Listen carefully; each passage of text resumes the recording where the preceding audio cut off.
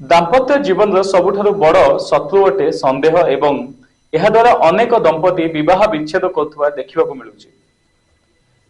तेबे केउं राज्य रे सबुठु अधिक विच्छेद हुए और केउठी कम आसंतु आज विषय रे जानिबा।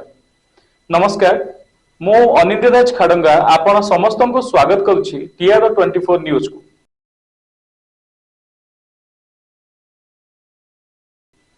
विवाह परे जीवन रे अनेक बाधा विघ्न आस्थाए, तेबे आजिर मॉडर्न जुगरे किए कहा कथा सुनिबा को मध्य नाराज।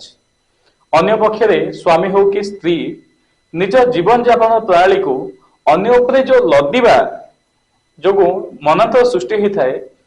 आहुरी अनेक कारण रही जहा फल कि दाम्पत्य जीवन रे झड़ आसे एवं यार शेषर समाधान न बाहरी पारे शेष विच्छेद भली एक कठोर निष्पत्ति आड़क टाणी नहीं थाए। तेबे वर्तमान यही विवाह विच्छेद दिन को दिन वृद्धि पाउଥିବା बेले केउं राज्य रे अधिक रु अधिक विवाह विच्छेद हुए और केउठी कम ताहा आजिर यही विषय आमे जानि परिबा। भारत रे छाड़पत्र हार राज्य भिन्न भिन्न अटे, केतेक अन्य मानक तुलना रे अधिक प्रतिशत मध्य रेकर्ड करछंती। प्रथम स्थान रे रहिछि स्वप्नर सहर मुंबई, जहाँ महाराष्ट्र राज्य रे अवस्थित। सेठारे भारतर विभिन्न राज्य मध्य छाड़पत्र हार सबुठारु अधिक। एही राज्य रे छाड़पत्र हार 18.7% अटे। सेहिभଳି द्वितीय स्थान रे रहिछि कर्णाटक। दक्षिण भारत राज्य कर्णाटक मध्य भारतर बृहत्तर बायो आधारित शिल्प क्लस्टर केन्द्र भावे परिगणित होइछि। एही राज्य रे छाड़पत्र हार 11.7% अटे। सेहिभଳି तृतीय स्थान रही संस्कृति पर प्रसिद्ध राज्य उत्तर प्रदेश, जार छाड़पत्र हार तुलनात्मक भाव कम, जहाँकि 8.8% अटे। चतुर्थ पश्चिम बंगाल राजधानी कोलकाता, बंगाल सबुठ प्रसिद्ध पर्यटन स्थली अटे। यही राज्य रे छाड़पत्र हार 8.2% अटे।